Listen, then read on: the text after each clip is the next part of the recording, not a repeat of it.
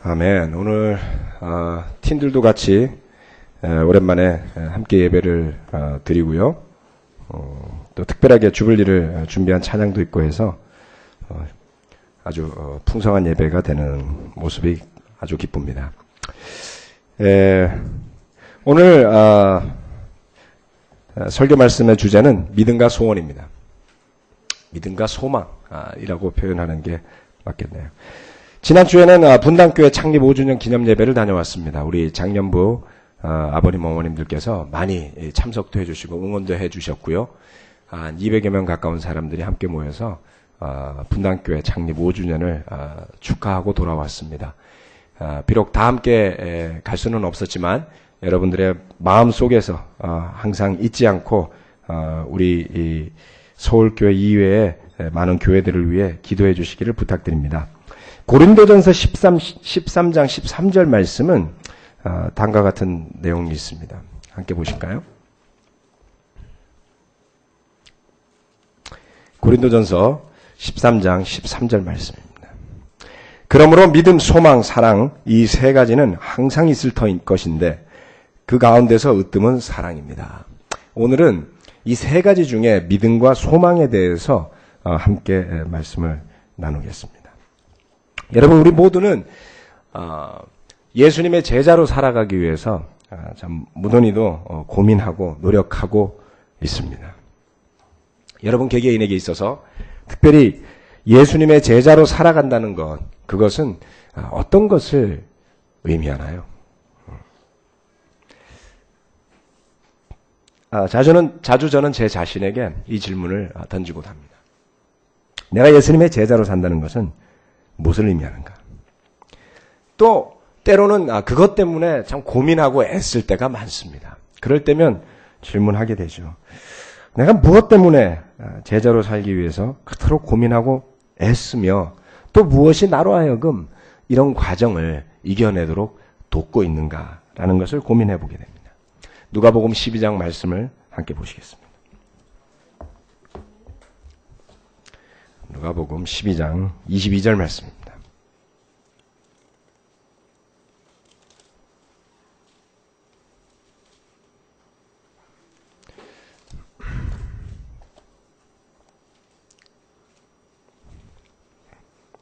(12장) 22절 말씀을 읽도록 하겠습니다. 23절까지.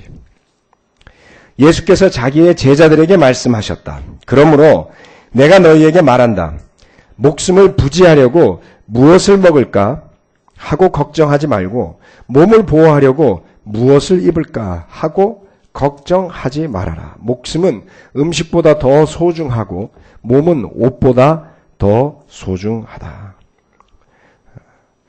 이 말씀에는 예수님께서 걱정하는 사람들에게 설명하는 내용이 나옵니다.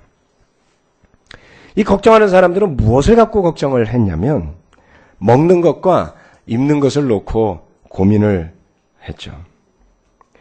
먹고 입고 사는 것. 우리 인류가 존재한 이래로 지금까지 끊이지 않는 걱정이요, 고민이 아닌가 싶습니다. 원시의 그 원시림에 사는 이제 부족들 이야기가 가끔 나옵니다만은 요즘 자주 그런 게 나오죠. 아프리카도 나오고 뭐 아마존도 나오고 이렇게 원시 부족 이야기가 자주 나옵니다. 이 원시 부족에 사는 사람들이 하는 일은 아침부터 눈 뜨고 집에 돌아오기 전까지 주로 먹이를 구하는 거예요. 그래서 배부를 만큼 먹이를 구하면 그날 할 일이 끝난 거고요. 그런데 그 자연 속에서 식물에서 채집을 하고 동물 사냥을 하는 일이 결코 쉽지가 않습니다. 그래서 그 밀림 속에 사는 사람들의 걱정은 뭘 먹고 입고 사냐예요. 옷은 뭐 거의 없지만. 예. 우리 생각을 해보면 참 대한민국은 옷값도 싸고요. 음식값도 싼 편에 속합니다만 먹을 것과 입을 것은 충분히 있는데 아직도 우리는 먹고 사는 걱정을 하죠. 물론 집 걱정도 하시죠. 그런데 예수님이 이렇게 말씀을 하셨어요. 목숨은 먹는 음식보다 더 소중하고요. 몸은 입는 옷보다 더 소중하다고 말씀을 하세요. 왜 그렇게 말씀을 하셨을까요? 음식보다가 더 소중한 목숨을 주시고 또 우리가 입는 옷보다가 더 소중한 몸을 주셨는데 그 나머지는 더더욱이 당연히 주지 않겠느냐라는 의미이신 것이죠. 그런데 우리는 더 중요한 것은 받았음에도 불구하고 그보다가 그만큼 중요하지 않은 그것과는 비교도 되지 않을 정도로 쉬운 일을 두고 날마다 걱정하며 산다고 하니 예수님이 말씀하신 것이죠. 여러분, 예수님이 우리에게 전해주신 복음은요, 결국 믿음에 관한 것들이었습니다. 그리고 소망에 관한 것이었죠. 예수님도 우리처럼 아무것도 대단한 것을 소유하지 않았던 분이었습니다. 그러나 믿음으로 인해 많은 기적을 보여주셨고요. 그리고 우리가 먹고 살아야 할 하늘의 영적 양식을 주신 분이었죠. 여러분, 우리 삶을 어렵게 하고 부딪히게 하고 갈등하게 하는 그것은 진정으로 무엇이겠습니까? 특별히 예수님의 제자로 산다고 한다면 결국 그것은 믿음 없음이고요. 그리고 그것은 건강하고 아름다운 소망 없음이 아닐까 싶습니다. 이미 우리가 잘 먹고 사실 잘 살고 있는데도 불구하고 걱정하고 있으면 무엇을 말하고 뜻하겠습니까? 하나님께서 이미 잘 먹고 잘 살 수 있는 모든 것을 주셨음을 믿지 않는 것이죠.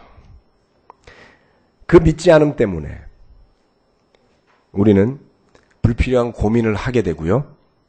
그리고 건강하게 초점을 맞추고 노력하면서 해야 될 마땅한 노력과 수고 대신에 불필요한 수고를 하게 됨을 뜻하는 것입니다. 첫 번째, 믿음은 살리고 불신은 죽게 한다는 것을 봐야 합니다. 믿음의 반대는 믿지 않음이죠. 믿지 않음은 불신입니다. 여러분, 믿음도 많은 일을 하게 하지만 불신도 많은 일을 하게 해요. 네. 그런데 불신으로 하는 일들은 거의 다 믿음이 있으면 하지 않아도 될 일들이다라는 게 다른 거예요. 불신 때문에 우리는 의심하죠. 또 불신 때문에 지극히 당연한 것조차도 믿을 수 없게 만들어버리고요. 불신이 있으면 했던 말을 또 해야지 되고요. 실제로 행동으로 보인다 할지라도 여간 그 불신을 깨기 어려운 게 불신입니다. 요한복음 10장 말씀에 보면 예수님이 이와 관련해서 말씀하신 것을 볼 수 있습니다. 요한복음 10장 말씀으로 가시겠습니다. 믿음은 살리고요. 불신은 우리를 죽게 하는 겁니다. 요한복음 10장 말씀 22절에서 26절 22절에서 26절 말씀입니다. 예루살렘은 성전 봉헌절이 되었는데 때는 겨울이었다. 예수께서는 성전 경내에 있는 솔로몬 주랑을 거닐고 계셨다. 그때 유대 사람들은 예수를 둘러싸고 말하였다. 당신은 언제까지 우리의 마음을 졸이게 하시렵니까? 당신이 그리스도이면 그렇다고 분명하게 말하여 주십시오. 예수께서 그들에게 대답하셨다. 내가 너희에게 이미 말하였는데도 너희가 믿지 않는다. 내가 내 아버지의 이름으로 하는 그 일들이 곧 나를 증언해 준다. 그런데 너희가 믿지 않는 것은 너희가 내 양이 아니기 때문이다. 37절에서 38절 말씀. 내가 내 아버지의 일을 하지 아니하거든 나를 믿지 말아라. 그러나 내가 그 일을 하고 있으면 나를 믿지는 아니할지라도 그 일은 믿어라. 그리하면 너희는 아버지께서 내 안에 계시고 또 내가 아버지 안에 있다는 것을 깨달아 알게 될 것이다. 이 얼마나 처절한 가르침입니까? 예수님이 수없이 말하고 기적을 행했지만 이 사람들이 예수님 앞에 와서 하는 말은 뭡니까? 당신이 그리스도면 분명하게 이야기해 주십시오. 벌써 3장에서 이야기했거든요. 10장이에요. 또 여전히 요구하고 이야기하고 있습니다. 그들은 본 것도 믿지 못하였고 들은 것도 이해할 수 없었습니다. 그런 그들에게 예수님이 마지막으로 또 부탁을 하시죠. 그래, 니들이 나를 못 믿겠으면 내 하는 일이라도 믿어줘. 내가 그렇게 싫으면 하는 일만큼은 믿어야지 라고 예수님이 말씀하시죠. 믿지는 않더라도 그 이름 믿으라고 하신 말씀, 그 까닭은 무엇이겠습니까?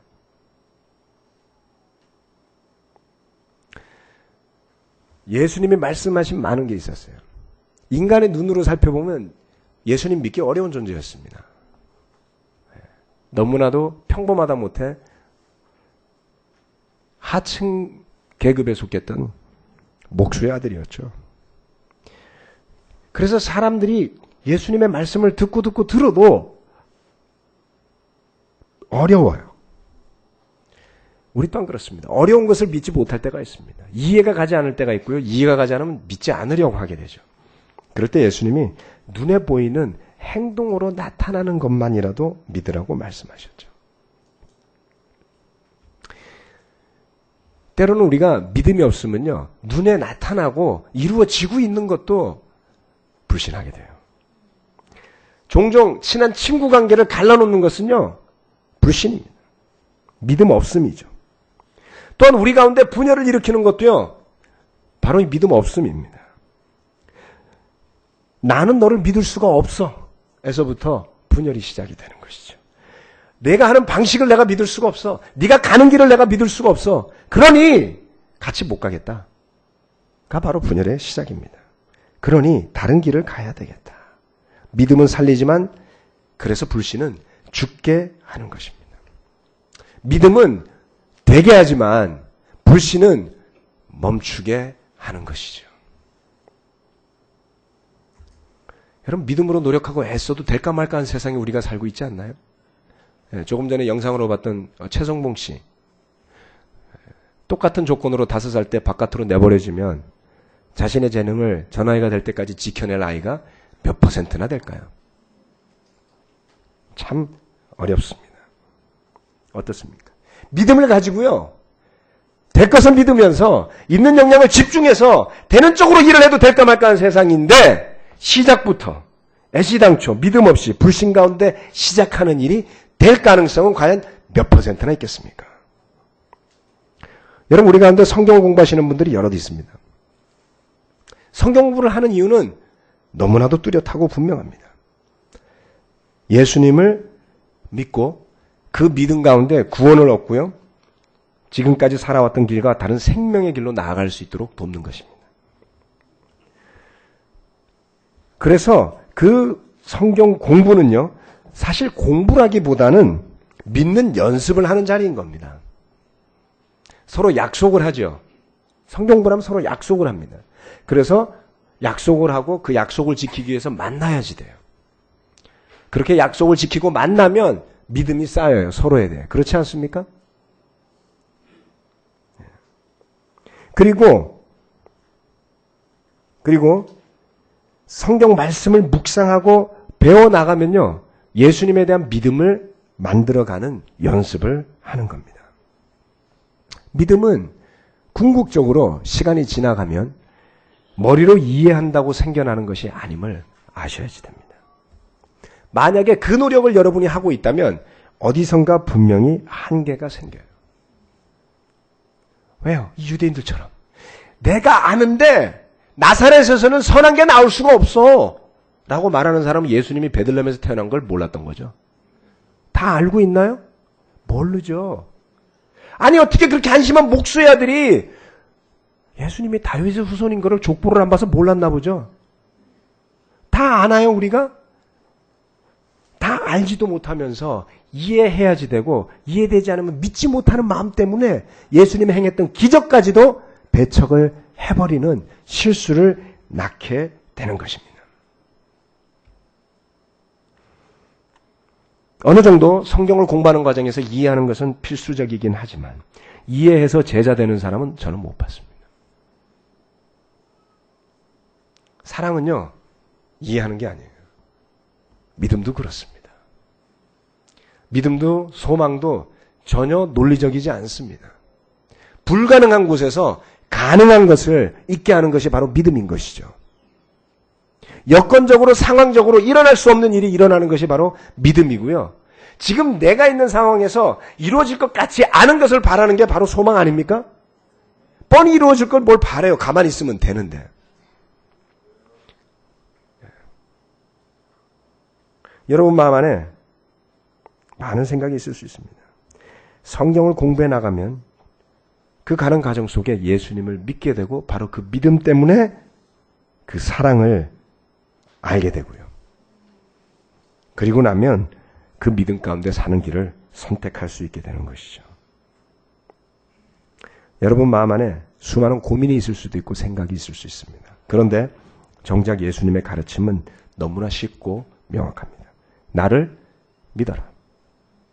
나의 가르침을 믿어라. 그것도 믿지 못하겠다면 내가 행한 일은 믿어라. 예수님의 삶과 십자가의 죽으심의 희생은 믿어야 하겠죠. 그래서 바로 그 믿음이 여러분을 살리는 일임을 기억하셔야지만 됩니다. 그 믿음이 여러분의 삶의 태도를 변화시키는 것임을 기억하셔야지 됩니다. 바로 그 믿음이 여러분이 불가능하다고 생각했던 많은 일들을 가능하게 했던 하나님의 능력임을 믿어야 하는 것이죠. 예. 바로 우리가 오늘 이 자리에서 예배드리는 것 또한 우리가 기대하지 못했고 예측하지 못했던 하나님의 인도하시는 믿음 가운데 기적 아닌가요? 5년 전에, 8년 전에, 10년 전에 우리는 오늘날 어떤 모습이 있을지 아무도 알지 못했습니다. 그러나 믿음을 지켜낸 사람들은 하나님이 인도하시는 때가 되었을 때 그 축복을 받을 수 있는 자리에 서게 되는 것이죠. 믿음으로 살아야 합니다. 두 번째, 소원은 노력하게 하고 절망은 포기하게 한다는 것입니다. 여러분 가운데요, 전 믿음까지는 너무 가기 힘들어요. 도저히 아무리 봐도 저는 근처에도 못 가겠어요. 라고 하시는 분이 있다면 소망이라도 간직하십시오.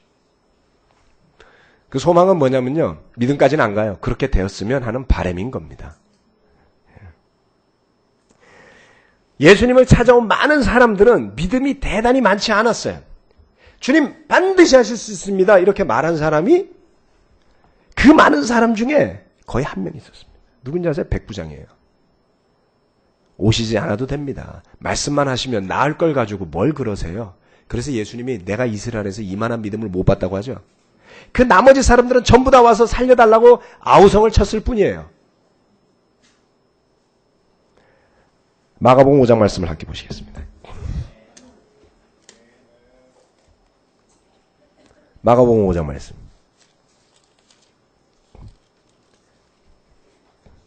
(5장) 21절에서 23절 말씀.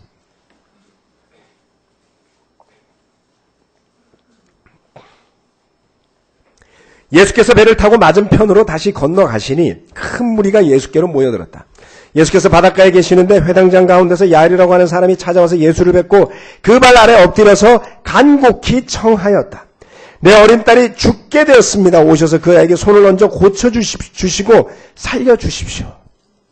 여기에 믿는다는 말이 어디 있나요? 없어요. 네. 다음, 십수년을 혈루증에 앓고 고통당하던 여인이 예수님께 다가왔습니다. 27절 말씀. 이 여자가 예수의 소문을 듣고서 뒤에서 무리 가운데로 끼어들어 와서는 예수의 옷에 손을 대었다. 그 여자는 내가 그의 옷에 손을 대기만 하여도 나을 터인데 하고 생각하고 있었던 것이다. 믿었다라고 안 쓰여 있고요. 생각하고 있었다라고 이야기를 해요. 많은 사람들은 예수님을 찾아왔을 때 소원, 소망만 가지고 왔습니다. 이렇게 될 수만 있다면 좋을 터인데 믿음이 충분하지는 않았지만 바라는 마음이 간절했던 것이죠. 그 소원은 그들로 하여금 움직이게 만들었습니다. 그들로 하여금 노력하게 만들었죠. 우리가 바라는 바가 있으면 노력하게 됩니다. 우리 팀들도 여기 많이들 와 있지만 바라는 바가 없으면 노력을 안 해요. 부모가 하라고 한다고 공부하는 아이들이 있습니까? 없어요. 세상에 공부만큼 재미없는 게 어디 있다고 공부를 합니까? 그래서 머리 똑똑하고 뛰어난 사람들은 공부 안 하고 딴짓합니다. 이상한가요? 놀 줄도 모르고 세상 재밌는 줄도 모르고 부모 하라는 거 하라고 앉아갖고 하는 애들이 공부하는 거예요. 죄송합니다. 너무 비관적인가요? 그래서 주로 개그맨들이 머리가 좋아요. 공부한 적 없어 보이는 애들. 말재주가 얼마나 뛰어난지 모릅니다. 뛰어난 학교 나온 사람 교수가 앉아갖고 여러분 웃기는 거 봤습니까? 그래서 그런 채널 아무도 안 보시잖아요. 토론 채널 누가 보나요? 예. 우차사는 다 보죠. 농담입니다. 학생들도 바라는 게 있어야 공부를 하는 거예요. 소원이 생기면 노력을 하는 겁니다. 그렇죠? 그리고 그런 선한 소망이요. 나쁘지 않죠? 예. 제 아이가 낳았으면 좋겠어요. 소문을 들어보니 예수님이 뭔가 하신다면서요. 좀 낫게 해주세요. 이게 소망이에요. 믿습니다도 아니에요. 그 소망이 결국 올바른 주인을 만나면 기적을 낳습니다. 그리고 그 일로 인해서 믿음을 가지게 되는 거예요. 믿음 없을 때 믿음 달라고 하시지 말고 열심히 하세요. 소망을 가지고. 바라는 것이 없으면요. 아무 일도 일어나지 않습니다. 요즘 아이들이 쓰는 표현 중에 이런 말이 있습니다. 어쩌라고. 그래서 어쩌라고란 말을 들으면 굉장히 화를 내더라고요, 아이들이. 네가 뭔데 나한테 어쩌라고 그래? 이러면서 서로 싸우게 되는 시초를 제공하는 말이 어쩌라고예요. 소원이 없으면요, 우리는 무의식 중에 이렇게 생각하는 거예요. 어쩌라고! 어찌할 바가 없죠. 소원이 없으니. 물론 두려움 때문에 뭐 이유가 다양할 수 있어요. 저는 그 이유를 지금 분석하기 위해서 나와 있는 게 아닙니다. 그냥 일반적인 현상만 말씀드리는 거예요. 어쩌라고는요, 포기예요, 포기. 어찌할 바가 없다는 말이죠. 어찌할 수 없다고요. 그렇게 어쩌라고 하는 사람한테서 노력은 나오지 않습니다. 변화도 보일 수 없지요. 어떻게 되었으면 좋겠다가 있어야지 되는 거예요. 그 소원이 없으면 우리를 아주 무기력하게 만듭니다. 우리 팀들이 있는데 이 말씀을 하는 건 적절하지 않을 것 같아서 건너뛰고 건너뛰겠습니다. 오늘 팀들이 올 줄 모르고 제가 준비한 내용이 있었어요. 무시하는 게 아니고, 예. 여러분 욥기에 보면 욥이 이야기하는 가운데 피지 않으셔도 좋습니다. 그가 절망 가운데 부르짖는 부르짖음이 있어요.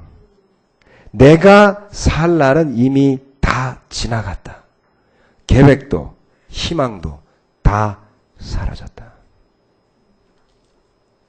계획도 희망도 다 사라졌다. 내 인생의 좋은 날은 다 끝났다. 이 생각이 지배적인 사람이 뭘 할 수 있을까요? 아무것도 할 수 없습니다.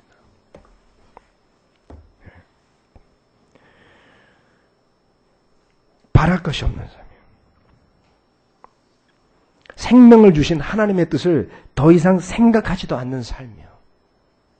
희망도 없고 뭔가 노력해야 될 이유도 찾지 못한다면 그것만큼 비참한 삶이 어디에 있을까요?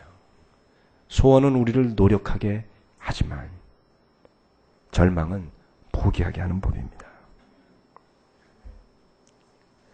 무엇인가 아주 조그마한 소망이라도 있다면 여러분에게 아직 그 가능성이 살아있음을 의미한다는 것을 기억하시기 부탁드립니다.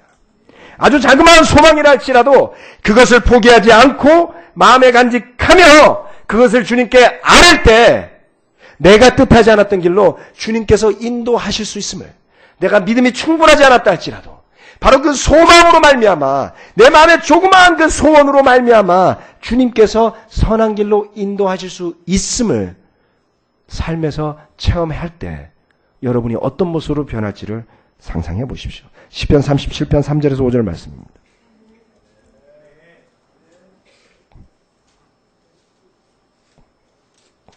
시편 37편 3절에서 5절 말씀. 37편. 주님만 의지하고 선을 행하여라. 이 땅에서 사는 동안 성실히 살아라. 기쁨은 오직 주님에게서 찾아라. 주님께서 내 마음의 소원을 들어주신다.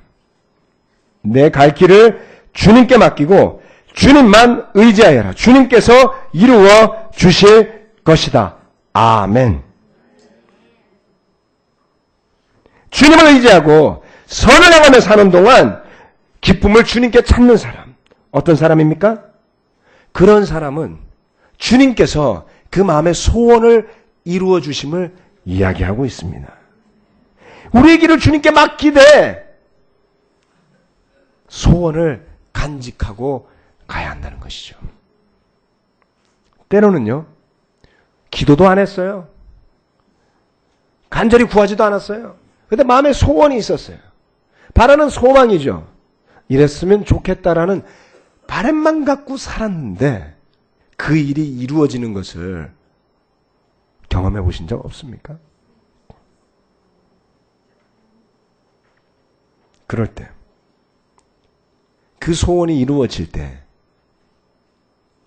운 좋다고 생각하세요? 아니면 주님께서 내 마음의 소원을 들어주셨구나. 와우.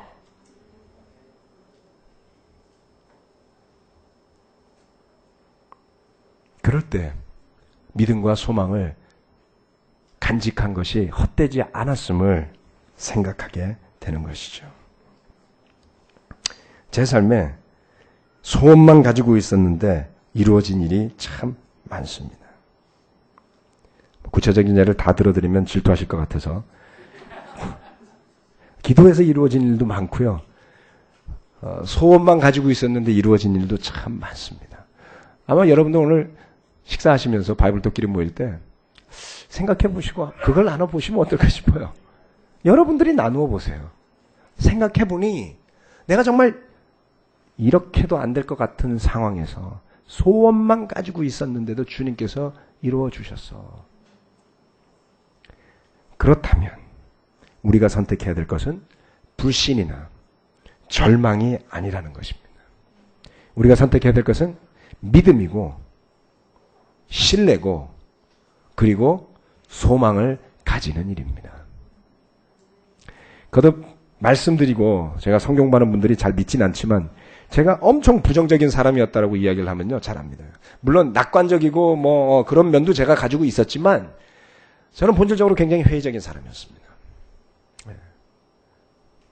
뭔가 하더라도 이걸 반드시 해낼 거라고 말하는 법이 별로 없었어요. 그렇게 말하고 안 되면 부끄러울 것 같아서 자신감이 없었습니다. 원래부터 긍정적이고 원래부터 진취적이고 그래서 믿음으로 많은 일을 해왔던 사람인 것처럼 보일지 몰라요. 그렇지 않습니다. 믿는 일과 소망을 가지는 일을 주님 안에서 거듭하면서 믿음이 굳어진 거예요. 때로는 내가 몰라도, 때로는 내가 실수해도, 때로는 이 길이 내 길이 아닌 것 같았는데도 결국은 주님께서 인도한 길이 있었음을 본 겁니다. 언제? 말씀에 순종하면, 심지어는 내가 원하지 않는 상황조차도 주님께서 허락한 상황임을 번번이 거듭할수록 내 삶에서 어려움이 다가온다 할지라도 지금 당장 도망가고 싶고 포기하고 싶다고 할지라도 기다리는 법을 배우게 된 거예요. 여러분, 믿음을 괜히 가지고 살면 얼마나 거추장스럽고 불편합니까? 쓰고 사세요. 체험하고 사세요. 그리고 나누고 사세요. 그리고 누리고 사셔야지 됩니다. 그래서 그 믿음으로 말미암아 보호받고 그 믿음으로 말미암아 하나님의 영적인 축복을 받고 누리며 사는 제자들로 한층 더 거듭날 수 있어야만 합니다. 아멘.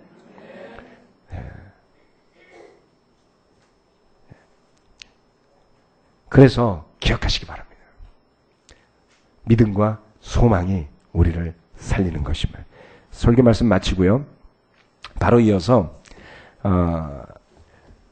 한동안 교회를 떠났다가 돌아오는 형제가 있습니다. 그래서 우리 박상경 형제가 제자의 삶을 다시 돌이키기로 결심하고 지난 한 3개월 정도 함께 성경 말씀을 공부해 왔습니다만 오늘 교회 앞에서 교회와 하나님께 쓰는 편지를 준비해 왔습니다. 우리 박상경 형제 좀 앞으로 나와 주시겠습니까?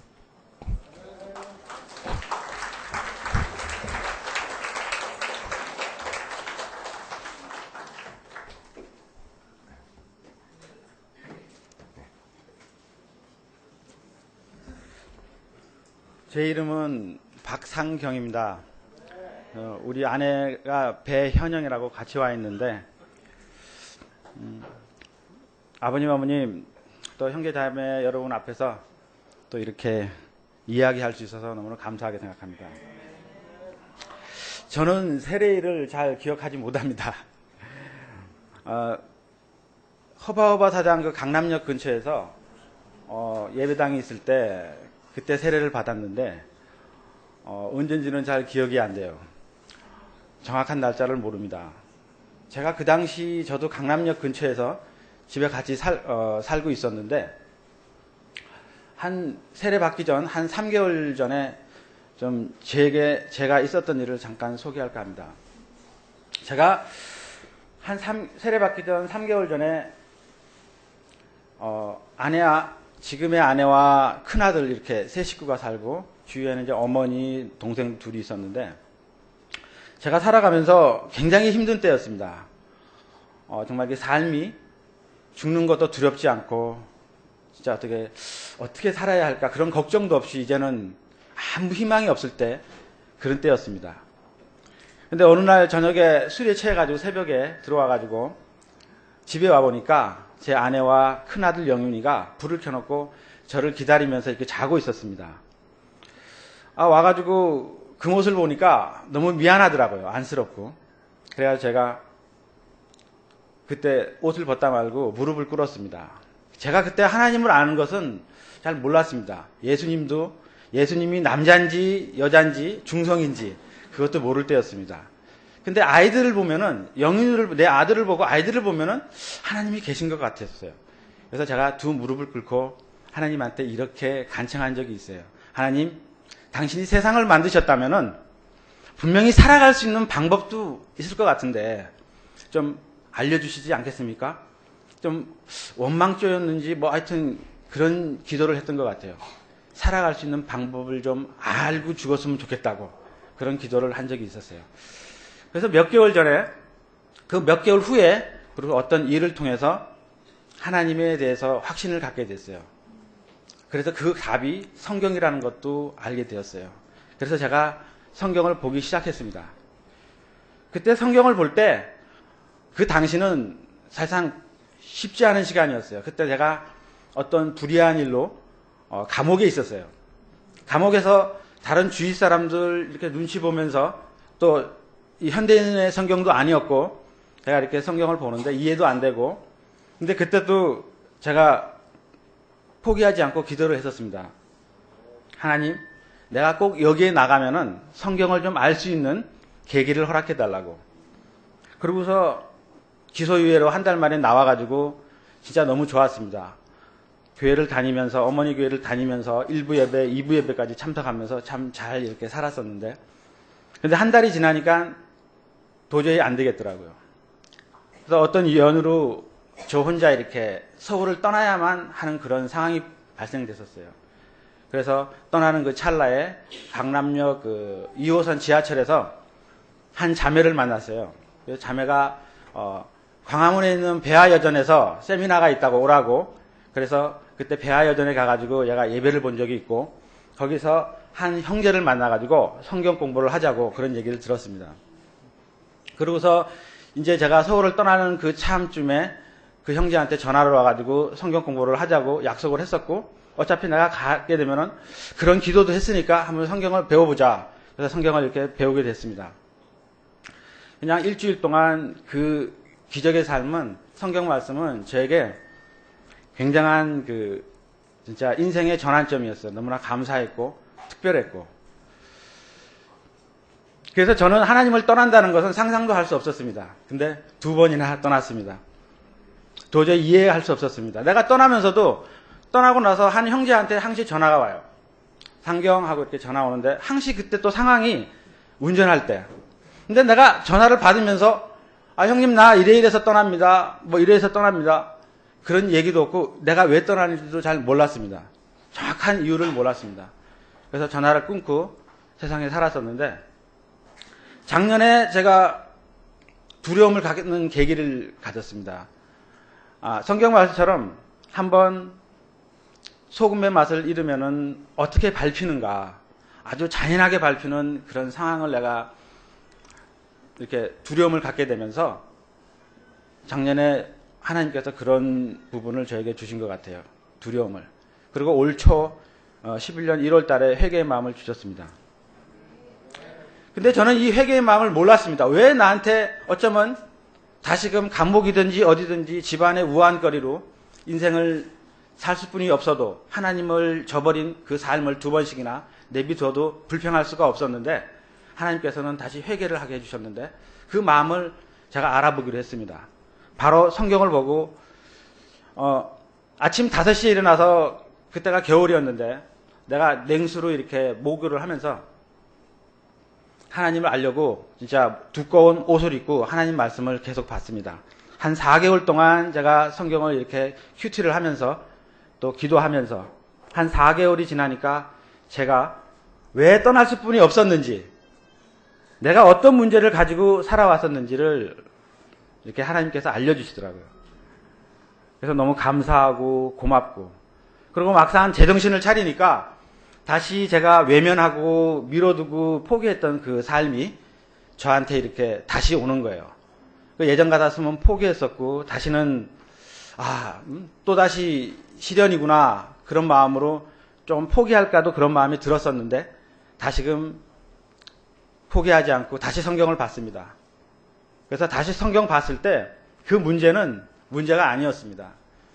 하나님의 온유한 성품과 예수님의 그 마음으로 내가 자신감 있게 모든 걸 설득하고 이해해 나갈 때 그건 사실상 문제가 아니었습니다. 그래서 제가 자신감을 갖고 다시 나에게 성경을 가르쳐주고 인생을 알게 해준 교회에 이렇게 돌아올 마음이 생겼습니다. 그래서 다시 돌아와서 교회를 봤을 때 많은 부분이 달라져 있었지만, 저는 돌아와서 과연 여기가 교회구나, 여기가 진짜 교회구나, 그러한 마음을 느낄 수 있었습니다. 하나님께서는 한번 자기가 택한 백성은 버리시지 않는 것 같아요. 어떻게 해서든지 어떤 굴곡과 배려와 인생의 어떤 인도로 이렇게 배울 수 있도록, 느낄 수 있도록 이렇게 배려해 주시는 것 같아요. 제가 오늘 이 시간에 여러분 앞에서 정말 이렇게 다시금 시작할 수 있었고, 다시금 시작할 수 있는 여러분과 함께 하나님에 대해서 더욱더 알기를 원합니다. 함께 하겠습니다. 감사합니다.